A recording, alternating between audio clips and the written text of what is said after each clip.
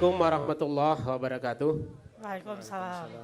Selamat sore, Shalom, Om Swastiastu, Namo Buddhaya, salam kebajikan, salam sehat untuk kita semuanya. Bapak Ibu para hadirin yang saya hormati, ada Pak Kapus, para tim juri, narasumber, Bapak Ibu anggota Bawaslu Provinsi yang hadir baik secara langsung maupun yang ikut dari manapun secara daring, kabupaten kota yang kami banggakan, seluruh Indonesia. Salam awas. Salam awas. Baik Bapak Ibu sekalian, izinkan kami untuk 30 menit ke depan, kami bertiga sebelum kami mempresentasikan materi, izinkan saya untuk menyampaikan, memperkenalkan diri. Tidak kenal maka tidak rindu, kira-kira begitu. Kami perkenalkan meskipun sangat familiar, tapi saya yakin di layar Zoom pasti banyak yang penasaran. Karena hari ini dengan pakaian khas Tenun NTT dari Pulau Sumba, kebetulan beliau juga dari Sumba, Pak James Willem Ratu, Koordinator Divisi SDMO Diklat. Kemudian yang paling cantik sendiri Sri Kandi kami, salah satunya Ibu Nita Yuanita Wake. Ya, beliau koordinator hukum dan penyelesaian sengketa. Yang dipakai ini tenun khas Maumere Tagalog Kota Ende. Ada lagu dulu atau ke kiri dan ke kanan. Nah, ini goreng Maumere. Kemudian saya sendiri Amru, koordinator divisi pencegahan Parmas Humas. Bapak Ibu sekalian, di modul kali ini kami kebagian mendapatkan pemaparan terkait dengan analisis dan penelitian hukum tindak lanjut. Baik Bapak Ibu sekalian, kami akan berbagi di dalam sesi pemaparan kali ini karena memang di dalam modul itu bukan hanya pemaparan materi secara deskriptif, tetapi kemudian ada studi kasus yang nanti kami akan hantar pada kita semua Bapak Ibu dalam sesi diskusi Bawaslu membelajarkan sore hari ini. Baik Bapak Ibu sekalian, kita ketahui Provinsi Nusa Tenggara Timur juga merupakan provinsi kepulauan. Ada 6 pulau besar. Ya, saya tidak menghafal Dewan Juri dan kakak narasumber apa sudah pernah ke NTT, tapi ya saya harus menyebut, dengan sangat terpaksa saya harus menyebutnya. 6 pulau besar, ada pulau yang paling cantik itu namanya Pulau Sumba yang terkenal dengan kudanya, Pulau Timur, kemudian Pulau Alor yang terkenal dengan wisata lautnya, kemudian Pulau Lembata yang terkenal dengan tombak ikan pausnya. Ya. Kemudian ada pulau kecil yang menyimpan 1000 mimpi dan impian, namanya Pulau Rote. Ya. Kemudian juga ada Pulau Sabu. Dan Flores tentunya yang paling besar, ya, ada 8 kabupaten di sana. Bapak Ibu sekalian, sepanjang pemilu maupun pilkada, ya, kami punya pasukan, ya, kira-kira begitu.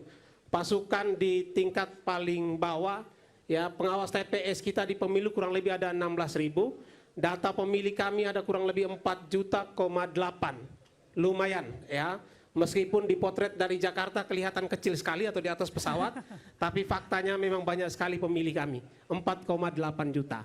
Di pilkada 3,9 dengan 16, sekian, ya, 16.000 sekian TPS, di pilkada ada 9.000 lebih. Dan terdiri dari 3.442 desa kelurahan, 315 kecamatan dan 22 kabupaten kota.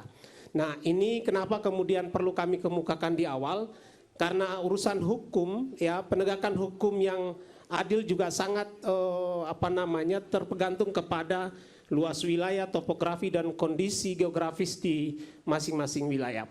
Bapak Ibu sekalian, tema ini menurut kami sangat menarik di tengah isu soal perubahan regulasi berkenaan dengan pemilu kita, di mana kita semua mengalami di masa-masa pemilu maupun pilkada kemarin bagaimana dinamika penegakan hukum pemilu kita. Tidak sedikit Bapak Ibu yang ada di Provinsi Nusa Tenggara Timur misalkan, dalam pembahasan bersama dengan teman-teman Gakumdu misalkan, dalam penegakan hukum pemilu kita, banyak sekali diskusi, banyak sekali perdebatan. Banyak tidak ketemu sudut pandangnya daripada yang ketemu. Sebagai bukti, di pemilu kami punya kurang lebih ada 120 laporan dan temuan. Tetapi kemudian yang putus di pengadilan itu hanya ada 11 saja. Begitu juga dengan pilkada. Nah, fakta ini menunjukkan bahwa memang kita perlu melihat kembali regulasi-regulasi kita, norma-norma yang mengatur tentang kerja-kerja Bawaslu, kerja pengawasan, kerja penindakan dalam konteks ini adalah pengenangan pelanggaran dan juga penyelesaian sengketa. Maka itu Bapak Ibu sekalian, penelitian dan analisis hukum tindak lanjut merupakan salah satu metode yang kita ambil sebagai bagian dari ikhtiar kita untuk melihat secara komprehensif ya penegakan hukum pemilu kita yang adil, kemudian memastikan proses demokrasi ke depan harus jauh lebih baik. Nah, selanjutnya Bapak Ibu kita lihat pada slide.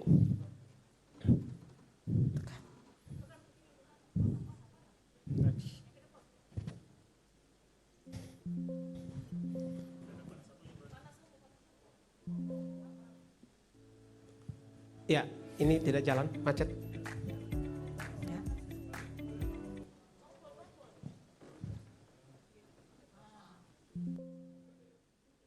Iya.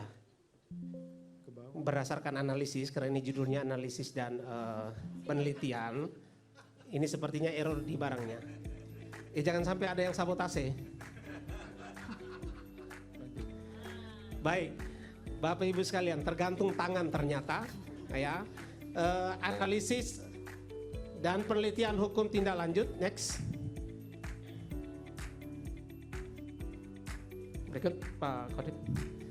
Baik, Bapak Ibu sekalian, sebagaimana tadi yang saya sudah sampaikan, bahwa arah daripada diskusi kita, pembelajaran kita sore hari ini berkaitan dengan analisis dan penelitian tindak lanjut, hukum tindak lanjut, ini nanti akan kita dalami sebagai sebuah metode penelitian dan analisis hukum pada bidang pengawasan pemilu. Next.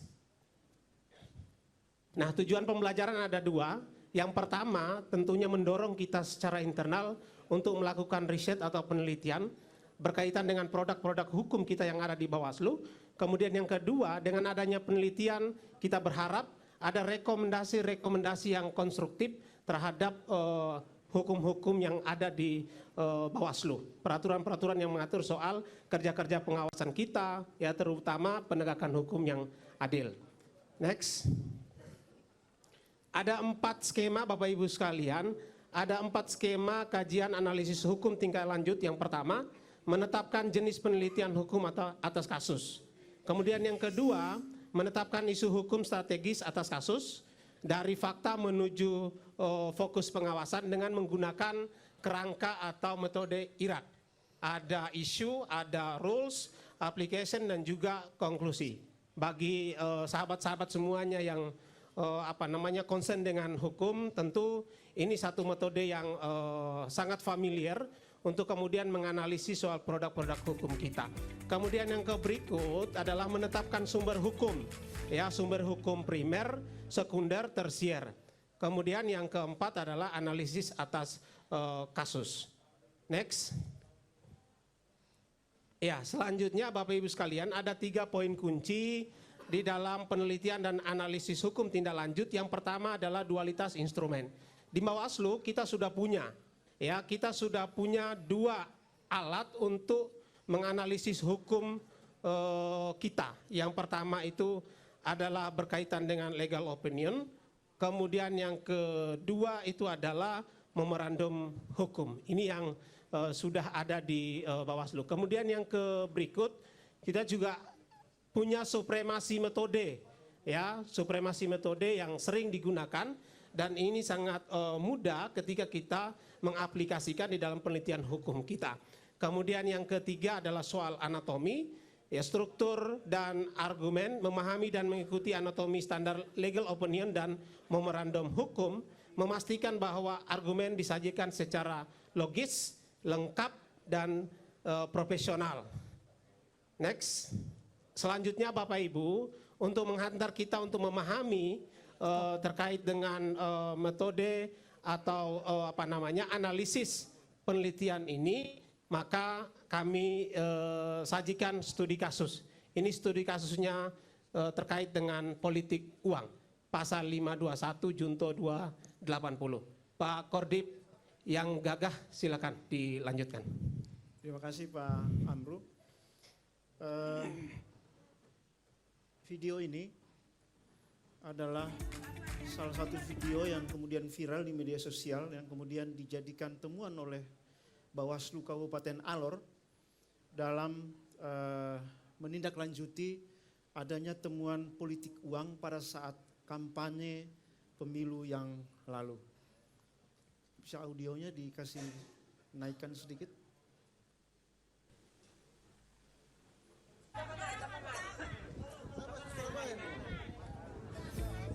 Jadi ini nampak salah satu calon anggota DPRD provinsi pada saat masa kampanye membagi-bagikan uang di pelabuhan.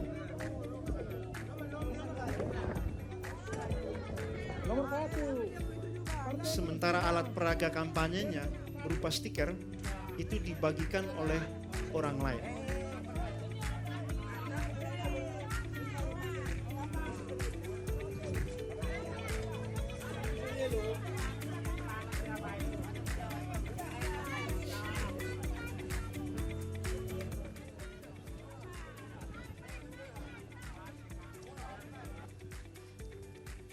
Nah, terhadap video ini kemudian Bawaslu Kabupaten Alor melakukan penelusuran awal, mengumpulkan bukti-bukti awal, termasuk memeriksa yang bersangkutan dan saksi-saksi yang berada di lokasi tersebut. Nah, pasal yang disangkakan dalam kasus ini adalah pasal 521 Undang-Undang 7 tahun 2017 yang bunyinya adalah setiap pelaksana, peserta, dan atau tim kampanye pemilu yang dengan sengaja melanggar larangan pelaksanaan kampanye pemilu sebagaimana dimaksud dalam pasal 280 huruf dan seterusnya dipidana dengan pidana penjara paling lama 2 tahun dan denda paling banyak 24 juta.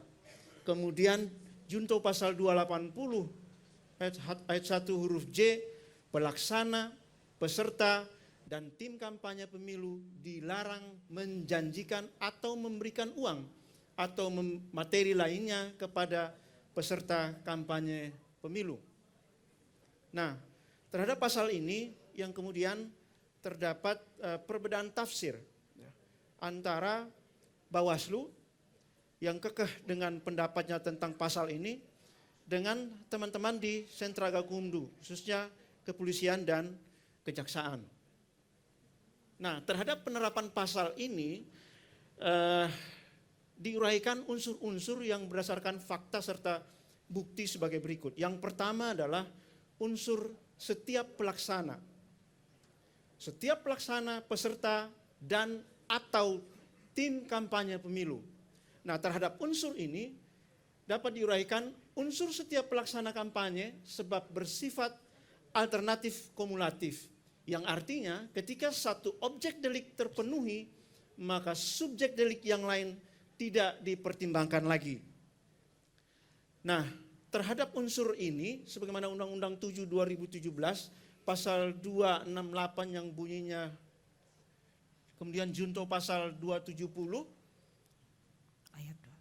kemudian pasal 272 yang dimaksud dalam tim kampanye dalam pasal 269, 270 dan pasal 271 harus didaftarkan pada KPU, KPU provinsi dan KPU kabupaten kota. Itu adalah unsur yang pertama.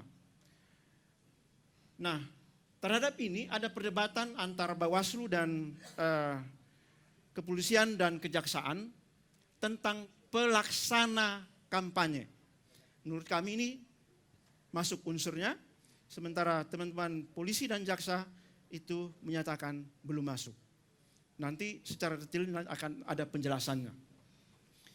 Nah, terhadap situasi ini, ya, dikaitkan dengan keterangan yang bersangkutan, ya, pelaku ini, dia mengakui bahwa dia adalah calon anggota DPRD provinsi.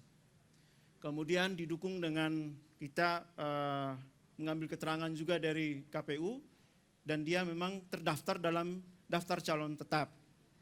Kemudian yang bersangkutan ini adalah petugas kampanye dari partai. Kemudian keterangan ini bersesuaian dengan keterangan 3 saksi yang kita ambil keterangannya, yang mengetahui bahwa yang bersangkutan adalah caleg setelah melihat stiker yang tertempel di beberapa lokasi maupun baliho. Nah, berdasarkan uraian tersebut, maka yang bersangkutan ini merupakan pelaksana kampanye karena ia adalah seorang calon anggota DPRD provinsi, sehingga unsur setiap pelaksana kampanye menjadi terpenuhi. Yang berikut, unsur dengan sengaja. Nah, tindakan yang dilakukan oleh yang bersangkutan ini membagi-bagikan uang, kemudian di saat yang bersamaan orang yang lain yang bersama-sama dengan dia membagikan stiker. Jadi yang bersangkutan ini hanya membagikan uang, oknum yang lain, orang yang lain yang membagikan stiker. Nah, terhadap 2 subjek ini yang kemudian menjadi perdebatan antara pengawas pemilu dan polisi dan jaksa. Nah, bentuk kesengajaan sebagai maksud atau objek als oormerk untuk mencapai suatu tujuan, yang mana tujuannya adalah dengan membagikan uang, menarik perhatian orang, lalu di saat yang bersamaan membagikan stiker walaupun dilakukan oleh orang lain yang memuat foto dan nama orang yang membagi uang sebagai calon anggota DPRD yang nantinya mendapat dukungan dari masyarakat yang menerima uang dan stiker, walaupun niat itu tidak tersurat melalui ajakan dalam stiker. Oleh karena itu, unsur dengan sengaja menurut kami tetap terpenuhi. Nah, unsur ini juga terdapat perbedaan dengan teman-teman kepolisian dan kejaksaan di sentra Gakumdu. Nah, Bapak Ibu sekalian, unsur melanggar larangan pelaksanaan kampanye sebagaimana dimaksud dalam pasal 280 itu menjanjikan atau memberikan uang atau materi lainnya. Ini terdiri dari sub-sub unsur yang tersusun secara alternatif dengan ditandai adanya kata hubung atau, sehingga memberikan pilihan sub-sub unsur yang manakah untuk dipenuhi dan selanjutnya dipertimbangkan untuk terpenuhi, sehingga dapat dipergunakan untuk membuktikan keseluruhan unsurnya, sehingga sub-unsur yang dapat diuraikan dengan sengaja memberikan uang.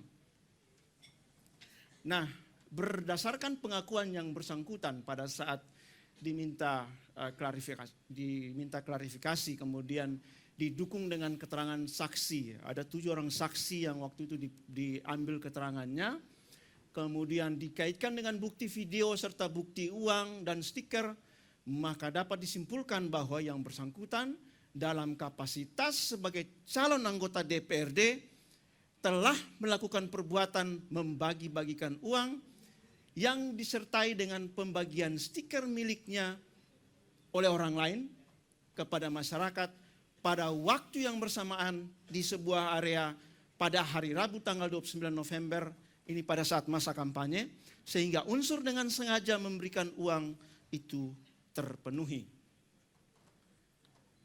Nah, yang berikut adalah subunsur peserta kampanye pemilu. Nah, terhadap unsur peserta kampanye pemilu, ketika dikaitkan dengan keterangan saksi-saksi yang menerima uang, namun tidak menerima stiker, tapi melihat stiker itu. Walaupun dia tidak menerima, tapi melihat. Itu artinya sudah tertanam di orang yang melihat itu. Nah, saksi-saksi yang adalah masyarakat Kabupaten Alor yang berdomisili di desa sekian, yang telah terdaftar sebagai DPT pada wilayah masing-masing dan telah mengikuti pemilu sebelumnya, sehingga unsur peserta kampanye pemilu menjadi terpenuhi. Selanjutnya kemudian terhadap kajian penelusuran awal yang kami lakukan nanti akan dilanjutkan oleh Ibu Nita, Koordif Hukum Penyelesaian Sengketa. Ya. Baik Bapak Ibu, teman-teman sahabat Bawaslu sekalian, setelah mempelajari penanganan pelanggaran yang dilakukan oleh teman-teman Bawaslu Kabupaten Alor bersama Sentra Gakumdu, kami kemudian mencocokkan atau memeriksa untuk menentukan analisis hukum tingkat lanjut yang kami pilih menggunakan skema IRAK sebagaimana yang ada dalam modul pembelajaran kita. Mari kita lihat alat periksa yang sudah kami coba pakai. Lanjut. Dalam IRAK, dalam studi analisis hukum tingkat lanjut, tadi sudah dijelaskan di awal ada 4 komponen besar yang harus kita lihat ketika kita ingin menentukan kira-kira terhadap kondisi perbedaan pendapat seperti ini, apa yang harus kita lakukan? Jenis penelitian hukum apa yang kita pilih? Tentu dalam modul menentukan ada 2 jenis, empiris dan normatif. Kemudian bagaimana menggunakannya, mari kita lihat sebentar. Isu hukum strategisnya kita periksa dengan IRAK tadi. Dan kita kemudian menentukan sumber hukum untuk meneliti dan menganalisis kasus.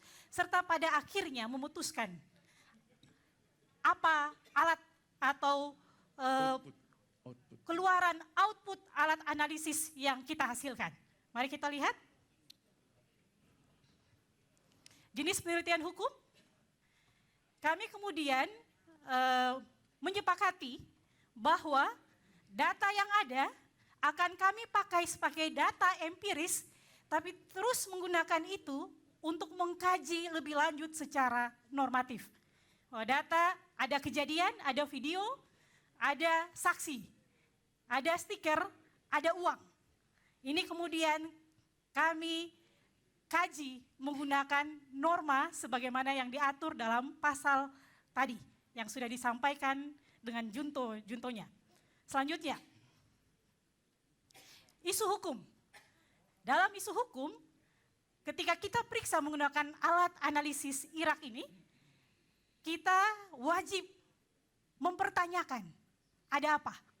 Maka pertanyaan yang kemudian kita hasilkan adalah apakah terlapor sebagaimana ada dalam kajian tadi dengan rekomendasinya dengan sengaja menjanjikan atau memberikan uang kepada peserta kampanye pemilu di lokus kejadian dimaksud, area pelabuhan Alor Kecil. Lalu kita periksa unsur-unsur sebagaimana yang disebutkan dalam kajian awal Bawaslu dan Sentra Gakumdu ini. Kita periksa menggunakan IRAK ini dengan pertama, urgensinya kita ingin periksa apakah isu ini mendesak untuk ditangani saat itu. Setelah diperiksa, kemudian sebentar nanti kita akan hasilkan, ketika kita lihat dari seriusnya, tingkat seriusnya kasus ini, kita mempertanyakan lagi, jika isu ini tidak ditangani, politik uang apakah akan dipandang sebagai hal biasa dalam pemilu yang akan merusak kedaulatan dalam demokrasi. Kita abaikan ini, tidak diperiksa. Kalau kita tadi mengikuti saran jaksa, saran polisi yang tadi ada unsur yang tidak terpenuhi. Apakah kemudian kita mau bilang bahwa ini boleh sepanjang yang bagi stiker orang lain, bukan tim pelaksana. Kemudian growth, isu ini memberikan presiden buruk dan memicu pelanggaran serupa untuk tidak ditangani di masa-masa berikutnya. Ini masih awal masa kampanye pemilu waktu itu. Kita lanjut. Lagi. Aplikasi, argumentasi hukum dari perspektif pelapor. Pelapor pada dasarnya adalah Bawaslu Kabupaten Alor yang menjadikan ini sebagai temuan, sehingga sudah pasti karena ini temuan kita menyatakan semua unsur terpenuhi. Sementara terlapor mati-matian bahwa ini bukan kampanye. Ini adalah spontanitas kasih uang kepada kerabat saudara yang ditemui di lokasi kejadian.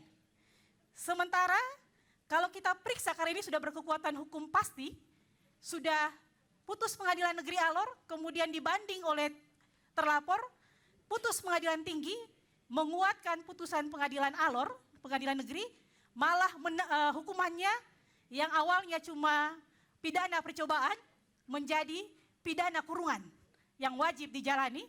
Artinya ini pengadilan mempunyai perspektif bahwa terpenuhi semua unsur ini.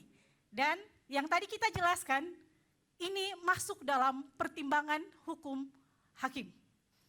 Selanjutnya.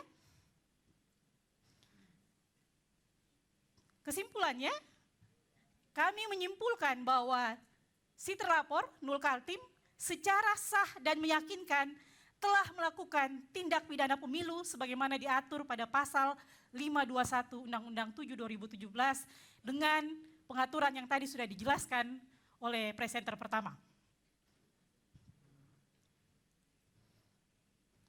Periksa sumber hukum kami lakukan seperti ini Bapak Ibu, teman-teman sahabat pengawas. Kita melakukan cek ke kitab undang-undang hukum pidana, undang-undang pemilu, putusan pengadilan yang ada tentang money politik, ke PKPU 20 2023 yang mengatur teknis kampanye. Kita cek sumber hukum sekunder yang dipakai Bawaslu Alor saat itu memang tidak ada. Mereka normatif pada yang hukum primer saja. Kita cek tersier tidak ada. Kita cek platform hukum daring tidak ada. Kita cek konvensional dunia pun tidak dipakai. Benar-benar yang dipakai adalah yang primer. Input terhadap analisis hukum ini, kita pakai periksa lagi metode penelitian, kita menggunakan periksa gramatikal. Ketika kita periksa ini dipakai Bapak Ibu, karena ada pengertian definisi unsur yang digunakan di kajian yang ada. Historikal juga kita terima, karena ada uraian kejadian, histori dari kejadian ini. Dan sistematis pun tadi, pasal-pasal yang disangkakan dikaitkan dengan pasal-pasal lainnya, itu ada. Lanjut. Pada akhirnya dengan kondisi ini kami memutuskan menggunakan alat analisis legal opinion yang menurut kami lebih cocok karena ada perdebatan antar dua unsur yang kami sampaikan di awal. Silakan dilanjutkan. Ya. Baik Bapak Ibu, karena waktu terbatas, ini pada akhirnya kami menyampaikan bahwa ada perdebatan di pemaknaan pasal 521 ini terhadap dua unsur pelaksana yang pertama dan unsur dengan sengaja yang walaupun sudah termuat dalam pasal-pasal ini 521 dan seterusnya, tetapi dalam aplikasinya keterpenuhannya selalu jadi perdebatan di antara tim Sentra Gakumdu, Bawaslu, polisi, dan jaksa. Soal niat dengan sengaja ini, yang dimaksudkan dengan niat selalu menjadi perdebatan. Kemudian pelaksana kampanye selalu disebutkan yang tertulis dalam SK tanpa mempertimbangkan bahwa yang tertulis izin kampanye, misalkan izin untuk melaksanakan kampanye dengan kejadian-kejadian sepanjang masa kampanye ketika dia atau orang yang berkampanye bertemu dengan massa dan menggunakan tindakan menjanjikan tadi.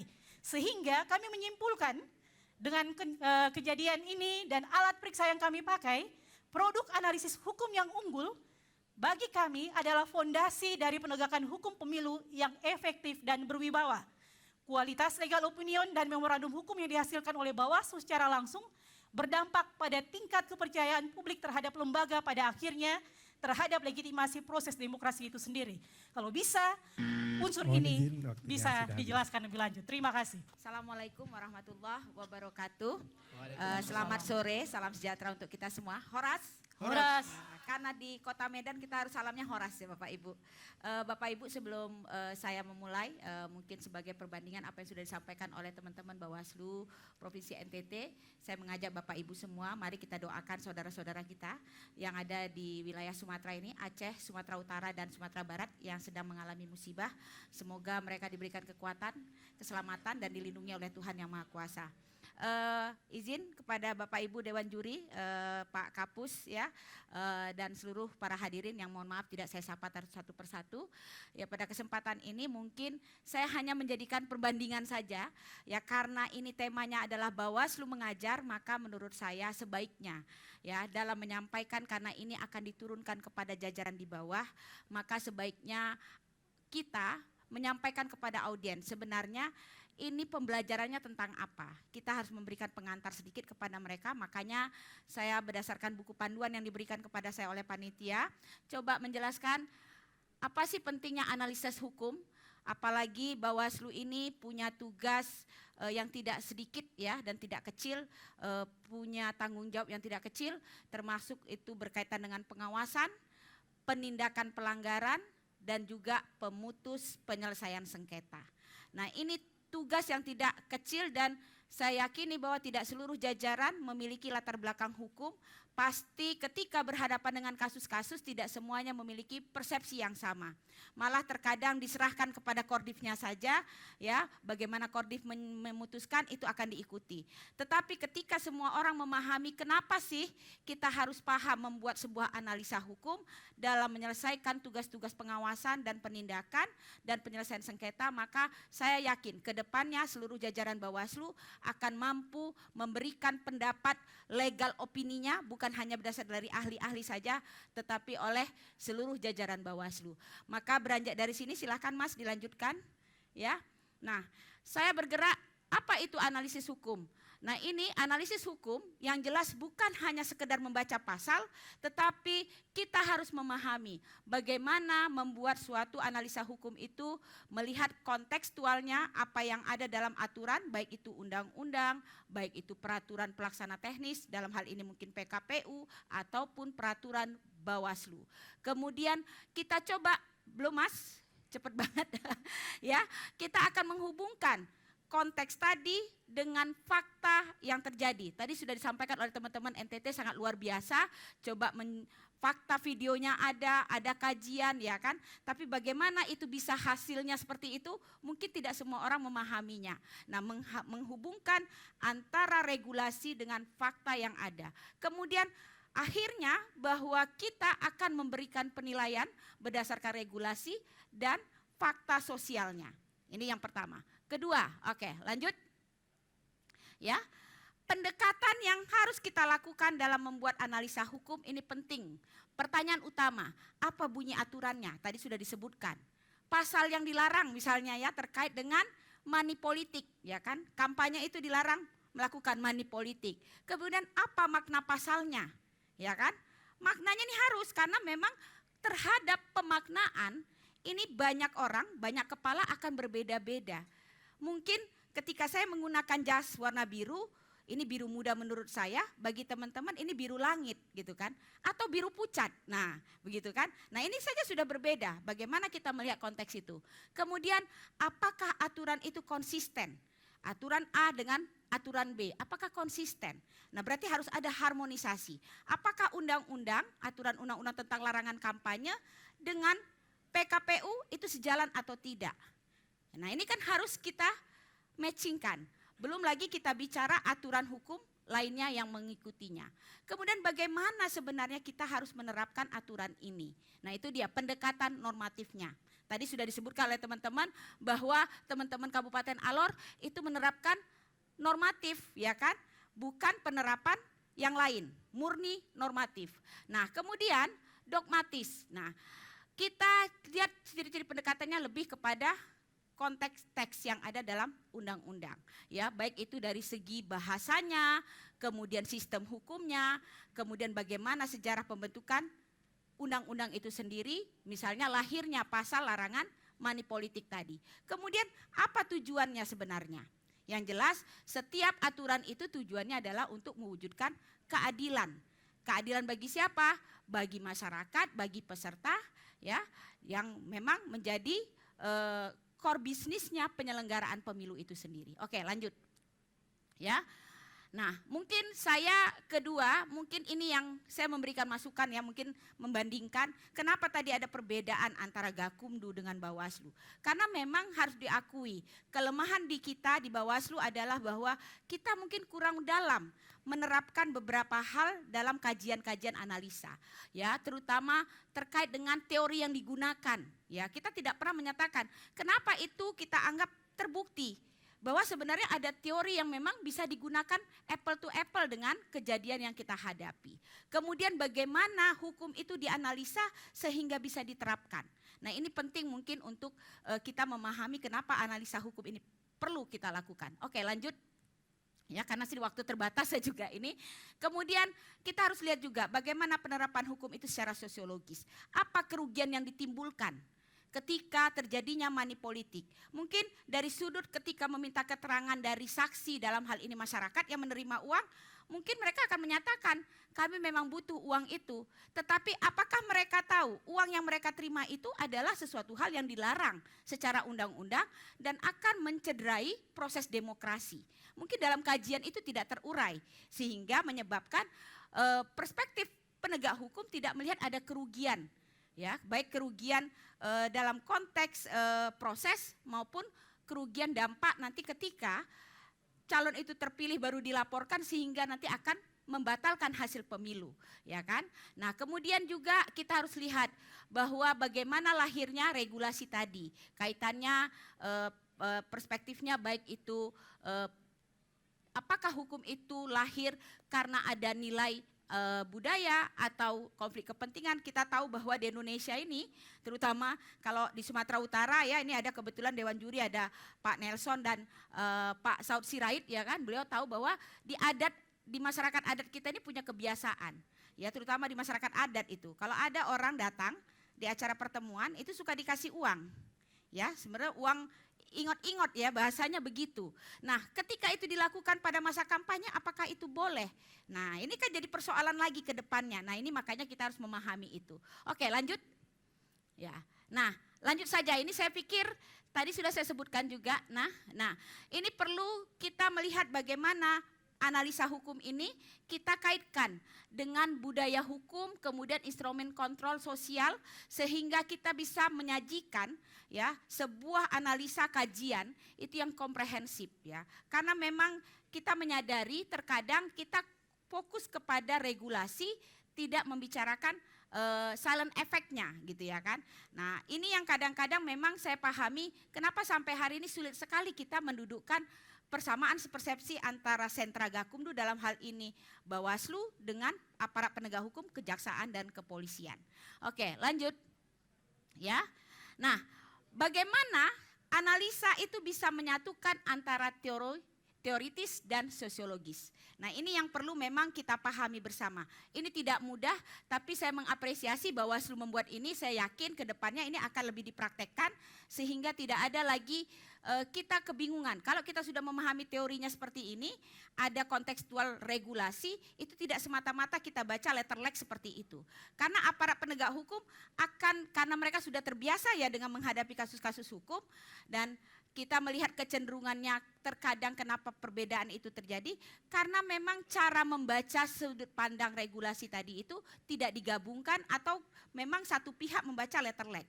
Terkadang seperti tadi antara pemaknaan pelaksana kampanye, apakah dia harus orang caleg itu atau apakah orang yang memang terdaftar di KPU sebagai pelaksana kampanye. Hal ini saja sudah bisa berbeda pendapat antara Bawaslu, KPU, dan penegak hukum. Bayangkan, ada 3 institusi, ya kan, mempunyai penafsiran masing-masing ketika kita tidak coba menyatukan antara teori dan fakta sosiologis tadi.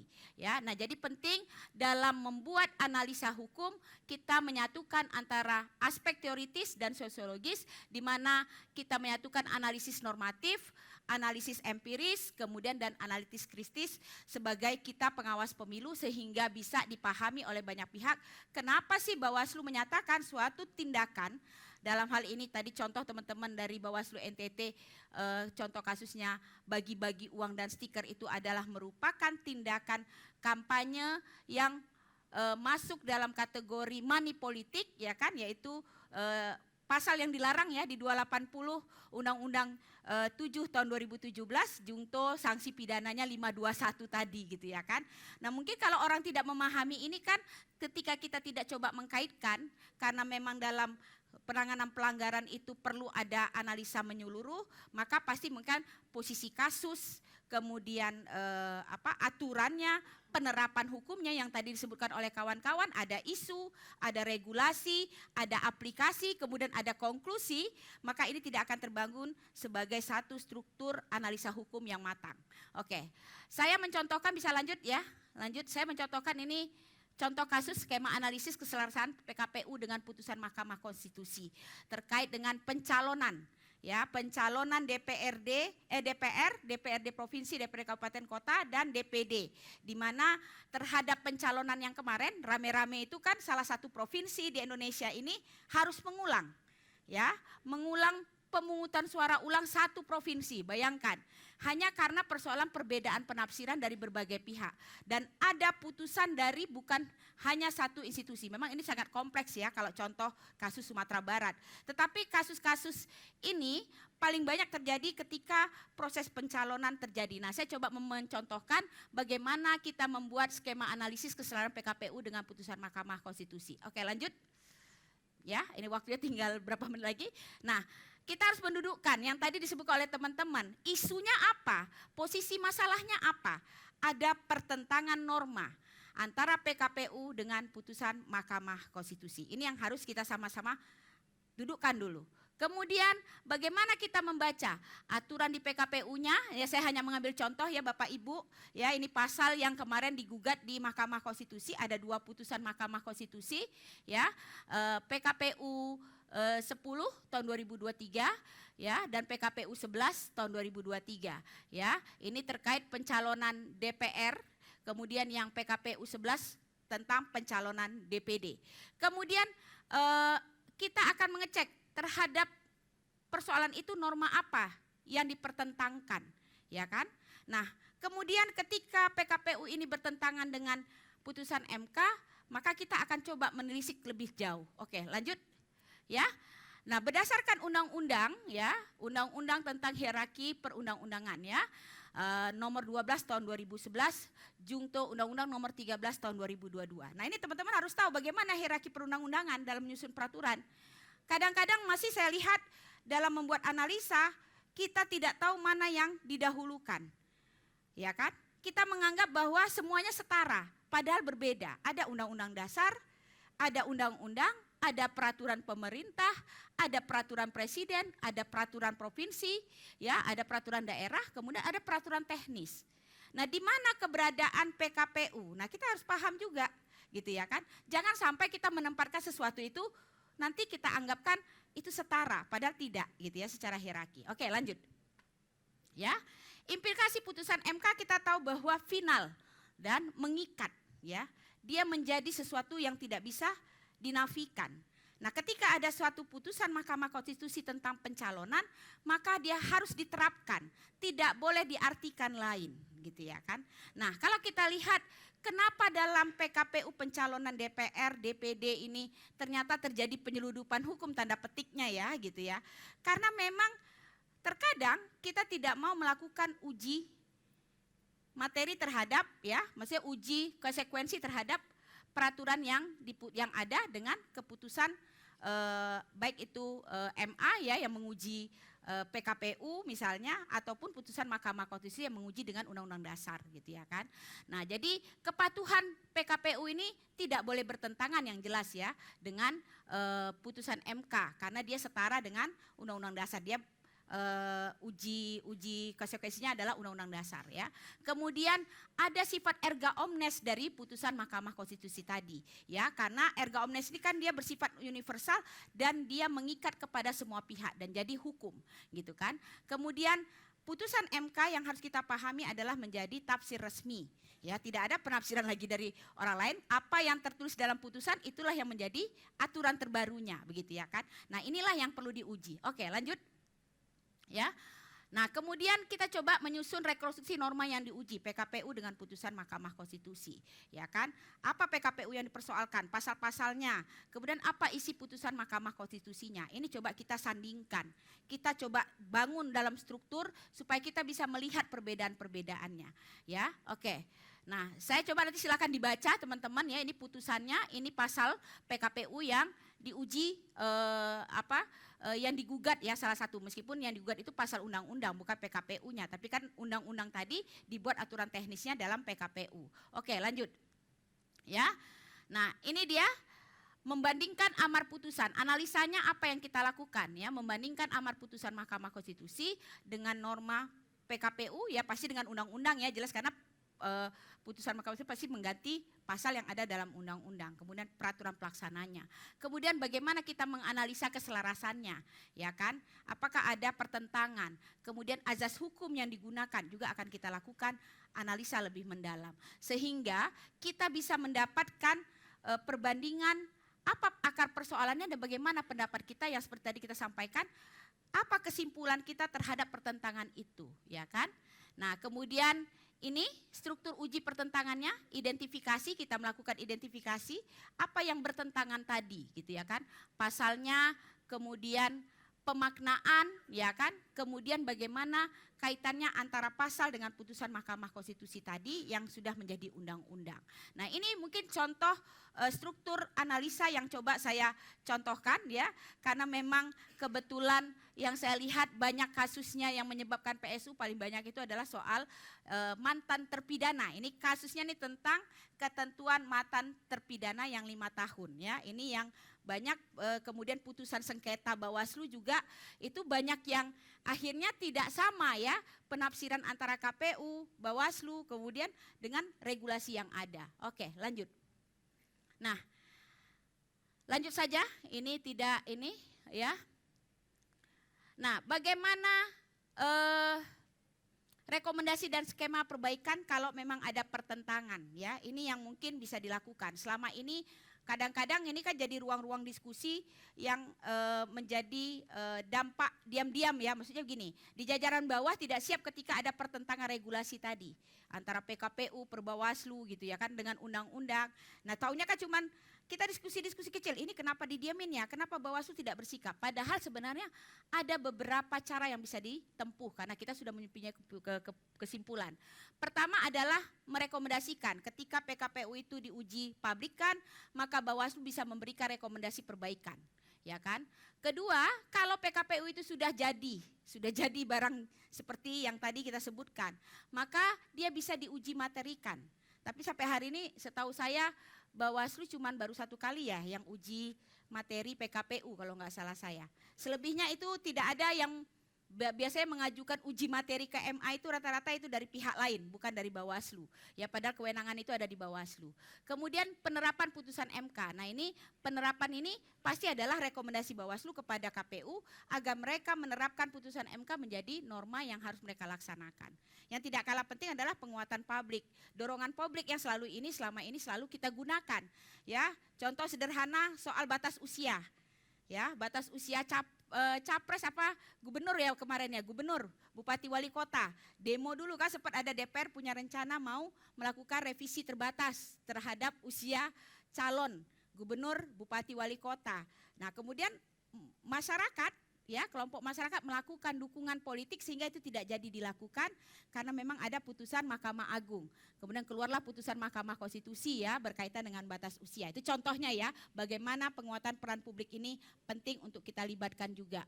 Ya makanya perlu disampaikan kepada mereka. Ya. Nah, ini sekali lagi terakhir menurut saya yang tidak kalah penting bahwa dalam menyusun analisa hukum secara teoritis tidak hanya membaca norma, tetapi kita harus menguji, ya, memberikan nilai validitasnya, ya, kemudian keadilan dan konsistensinya berdasarkan teori hukum, ya, kajian sosiologis dan juga bagaimana analisa itu bisa bekerja dan kita bisa melakukan penilaian siapa yang diuntungkan, siapa dirugikan terhadap peristiwa atau masalah yang sedang berkembang. Itu barangkali Bapak Ibu, mohon maaf jika apa yang saya sampaikan ini mungkin jauh dari kata sempurna dan mungkin ada jadi salah, tapi mudah-mudahan kita bisa menjadikan materi ini sebagai pembelajaran untuk meningkatkan kapasitas jajaran Bawaslu kita.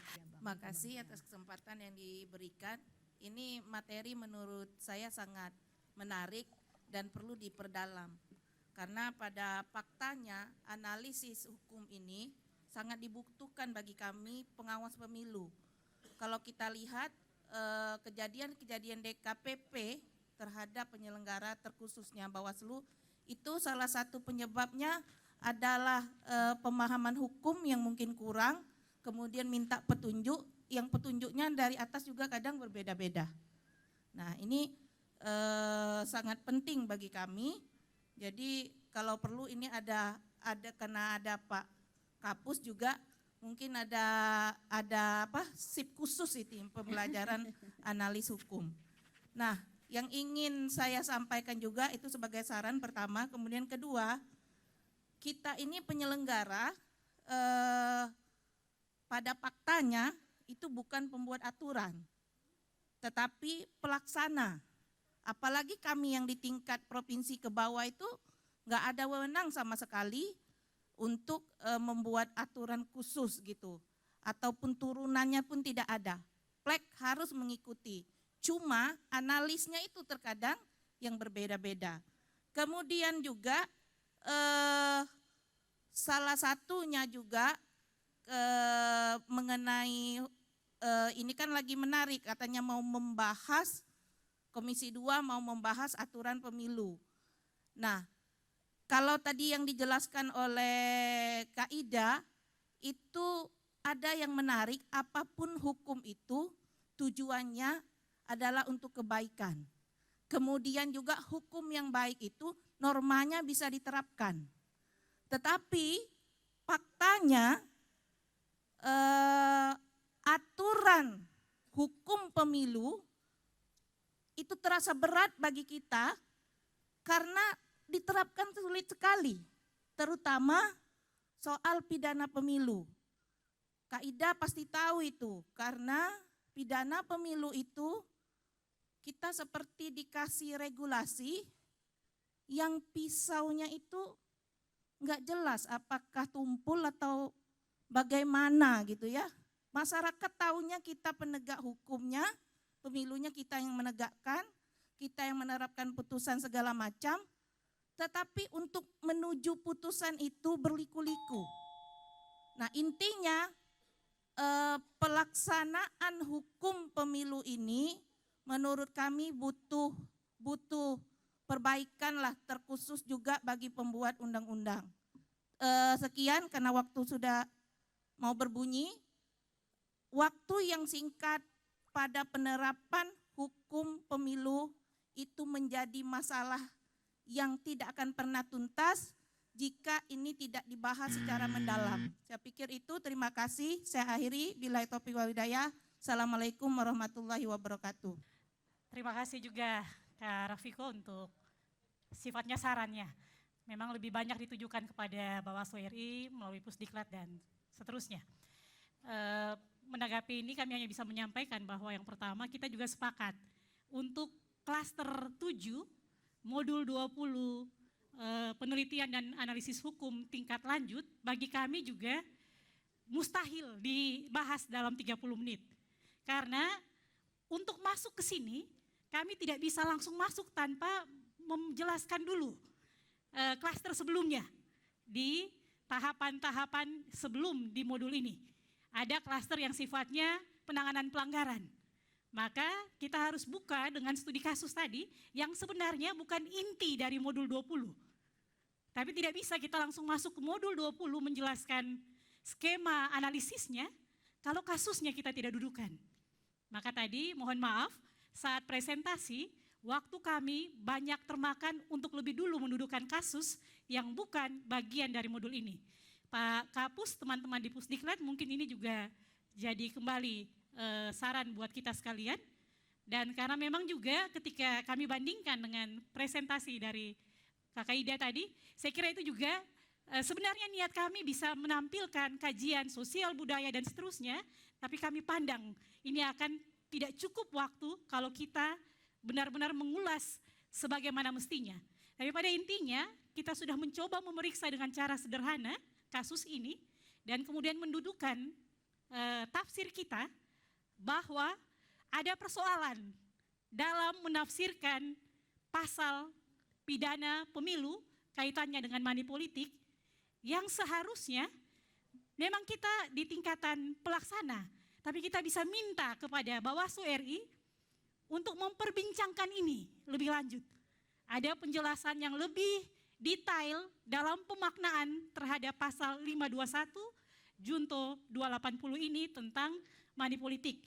Sehingga tadi konsep money politik antara kita Bawaslu, kepolisian dan kejaksaan itu berangkat dalam titik start yang sama, proses yang sama, dan finish yang sama. Jangan sampai berbeda-beda. Ini kan PR-nya kemarin, kalau kita mau bercerita tentang penanganan pelanggaran kasus ini di Bawaslu Kabupaten Alor, teman-teman itu berproses bahkan sampai pada konsultasi tingkat nasional dengan Bawaslu RI dan KPU RI untuk mendudukan dua unsur pasal ini. Pasal dengan sengaja dan pasal pelaksana kampanye ini. Supaya kemudian kita bisa bersepakat bahwa ini memang sudah terpenuhi. Bersyukur karena kemudian ketika ini dianggap sudah terpenuhi dan diteruskan untuk disidangkan di Pengadilan Negeri Alor, Majelis Hakim Pengadilan Negeri Alor memutuskan ini masuk dalam pelanggaran pidana money politik, walaupun hukumannya waktu itu pidana kurungan yang sifatnya wajib lapor, tidak harus masuk percobaan. Tapi karena terpidana, terlapor ini, terdakwa, membanding lagi, jaksa pun juga membanding lagi karena memang ketentuannya kalau putusannya tidak sesuai, jaksa juga wajib banding dengan persentase tertentu. Ketika ini dibanding lagi, Pengadilan Tinggi memutuskan malah menetapkan terlapor, terdakwa bersalah dan wajib dipidana penjara tanpa wajib lapor dengan dendanya kalau tidak menjalani putusan pidana penjara membayar denda sekian. Artinya pertimbangan majelis baik di tingkat Pengadilan Negeri Alor, Pengadilan Tinggi Kupang di Provinsi Nusa Tenggara Timur, itu juga kami Bawaslu Alor dan Bawaslu Provinsi NTT sebagai pihak yang mendampingi ada dalam rel yang benar dalam memastikan bahwa penerapan hukum tafsir atas pasal ini sudah kita berupaya menafsir dengan sebagaimana mestinya. Saya kira di alat periksa tadi yang menguji dampak sosialnya dan seterusnya itu menjadi sesuatu yang kita ukur dan meyakinkan bahwa ini kalau tidak ditangani akan bermasalah di pemilu-pemilu berikutnya. Itu Bapak Ibu sekalian, teman-teman. Saya kira itu saja, terima kasih. Ya, terima kasih. Saya dengan duka dan paksa mengeluarkan satu istilah untuk presenter maupun narasumber. Apresiasi. Saya lama tadi kapan batin saya meledak dalam kepuasan. Saat ini, nanti mudah-mudahan ada lagi ledakan yang lebih memuncak. Pada besok, lusa nggak ada lagi ya, kita besok. Nah yang pertama saya juga patah terkulai juga. Saya yang mengusulkan tahun 2003 pertemuan di Cipanas untuk mengkoordinasi dan mengkonsolidasi unsur kejaksaan, kepolisian, dan Panwas. Lahir dari Pak Masudi Ridwan, unsur kejaksaan di Panwas, kata Gakumdu. Filosofi dasarnya hanya satu. Ini konsultatif. Ketika ada sesuatu, kejaksaan yang memiliki hak penyidikan, kepolisian juga yang memiliki hak penyidikan, itu menjadi tenaga, energi untuk melengkapi temuan-temuan itu semua maupun pengaduan tentang tindak pidana itu sehingga P21. Sayang sekarang dia jadi tidak bersifat konsultatif.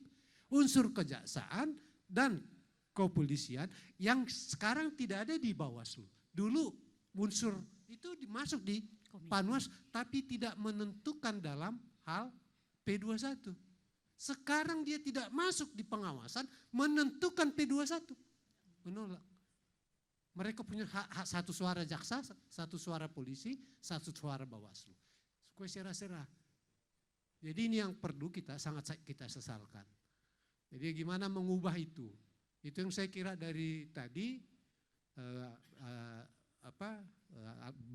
Mas Alfitra untuk coba nih, apakah memang perlu ya ini tidak sekedar pelengkap KPU seperti Alfitra tadi, juga tidak dianggap ecek-ecek, tapi sungguh berwibawa. Saya kira nanti pada tahun depan kita selesaikanlah.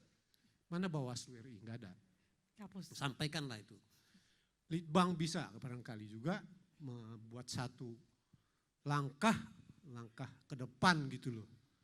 Mau kita apakan Bawaslu ini sesungguhnya. Saya tadi kaget kok Korea lebih dulu setara MK. MA Bawaslunya. Tahun 2004 rekomendasi kami adalah bubarkan pengawasan tapi bentuk pengadilan khusus pemilu. Jadi ada pengadilan niaga, bahkan ada pengadilan agama. Setiap saya lewat di Bandung, istri saya selalu bilang, tuh kalau perempuan yang keluar dari pengadilan agama, itu udah janda loh bang katanya. Iya. Apa maksudnya? Langsung bilang, enggak, saya bilang, cantik juga, saya bilang. Saya langsung di kremeknya. Ada itu. Nah Bawaslu-nya gimana yang sekarang ini? Ya kita bikin dia jadi jaksa penuntut umum pemilu. Jadi saya kira dari proses membelajarkan ini yang teramat penting. Dan secara khusus ya saya berterima kasih untuk adik saya, Syafrida. Ya saya hanya satu ungkapan dari nurani saya yang terdalam, from the deepest of my heart. Ya, mimpimu yang terhalang untuk RI, janganlah terhilang. Biarlah ke depan engkau memperolehnya dengan gilang gemilang. Cakep. Terima kasih. Saya ingin mengucapkan apresiasi kepada Bawaslu NTT ya, yang sangat menguasai baik dari aspek konsepnya dan kemudian yang kedua dari aspek aplikasinya dengan contoh kasus yang spesifik, yang konkret dan sampai pada hasilnya, pada output dan juga outcome-nya. Dan saya mengapresiasi juga di NTT ini ya ada perempuan yang juga sangat hebat. Juga di provinsi-provinsi yang lain yang ada perempuan ya. Maka ke depan itu akan terus diperjuangkan gitu representasi perempuan. Yaitu Pak Saud harus dukung. Ya, saya melihat bahwa dari tadi kerangka konsep yang disampaikan, saya menangkap bahwa Bawaslu Republik Indonesia itu ingin meningkatkan derajat kualitas akuntabilitas dari pelaksanaan tugas untuk penanganan pelanggarannya. Maka kemudian dibuatlah sebuah pedoman gitu ya. Yang pedomannya ini sangat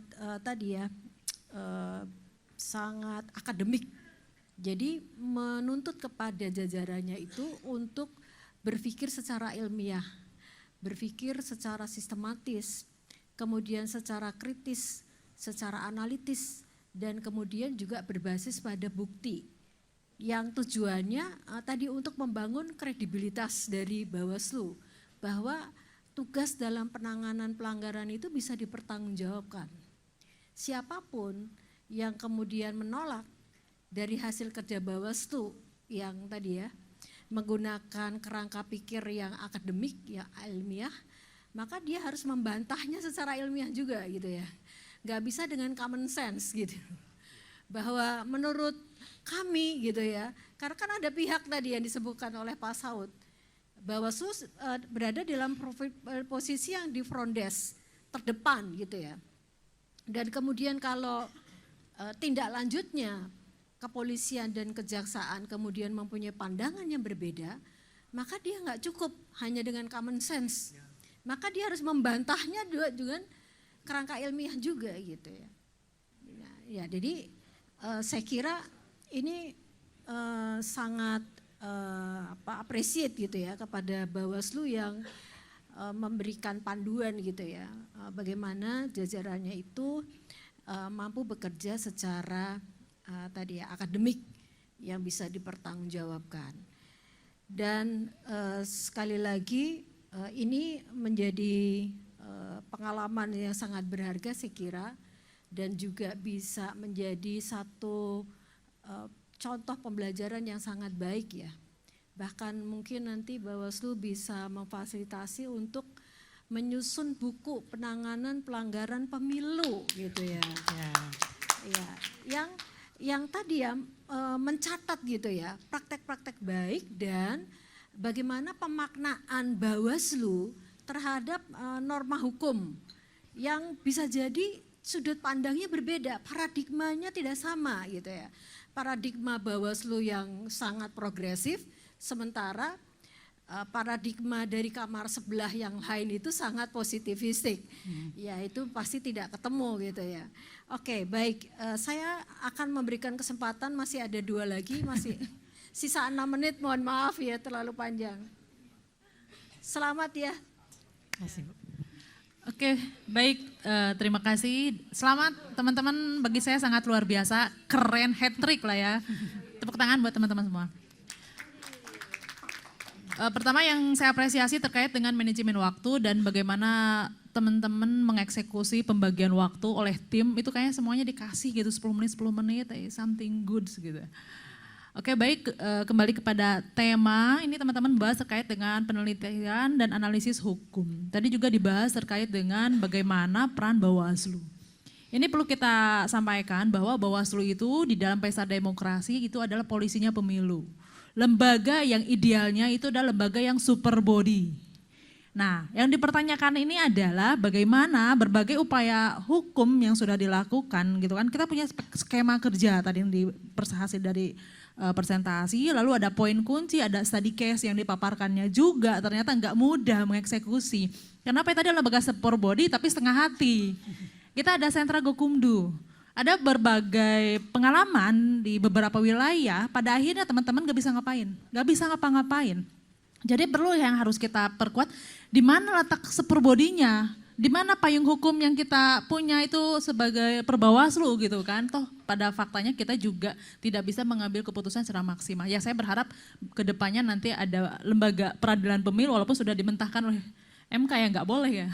Tapi ini urgensinya yang kurang dari demokrasi di kita ini adalah lembaga peradilan pemilu.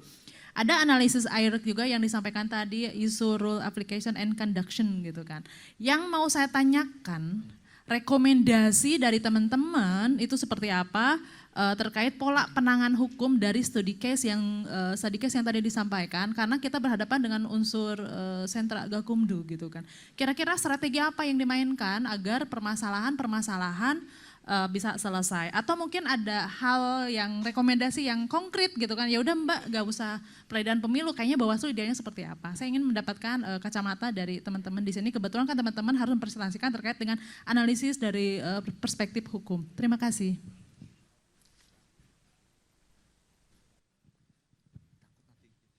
Baik, terima kasih. Saya harus berbagi waktu dengan Mas George ini. Saya tidak mengulangi apa yang disampaikan rekan yang 3 terdahulu, dan saya setuju dengan itu. Bagus, presentasi kalian bagus, hanya saja uraiannya terlalu panjang, terlalu monoton, mestinya dibuat per pointers supaya lebih mudah dipahami. Nah, yang kedua, melihat judulnya penelitian dan analisis hukum tindak lanjut, dalam bayangan saya memang dalam presentasi kalian ini tidak hanya menyangkut penerapan hukum terhadap suatu kasus, tapi lebih di atas itu adalah bagaimana hukum pemilu kita secara keseluruhan, apakah sudah mendukung pemilu yang demokratis. Sehingga tadi apa yang disampaikan oleh Ibu Ida itu sangat mendukung.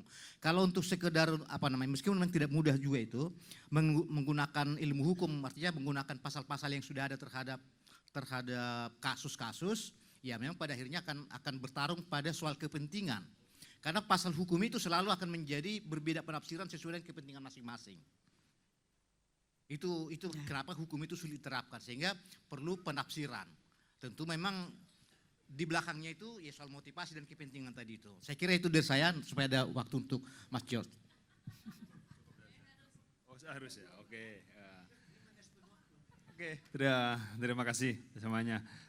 Sama seperti teman-teman yang lain, saya memberi apresiasi sebesar-besarnya kepada Bawaslu NTT dan Ibu narasumber. Jadi saya senang ketika teman-teman di Bawaslu punya kemampuan untuk menganalisis sebuah peraturan perundang-undangan, sehingga bisa menemukan titik-titik atau spot-spot yang menjadi kelemahan dalam sebuah peraturan perundang-undangan, dan itu bisa teman-teman Bawaslu kemudian memimpin sebuah gerakan-gerakan hukum untuk menggugat atau memperbaiki peraturan perundangan.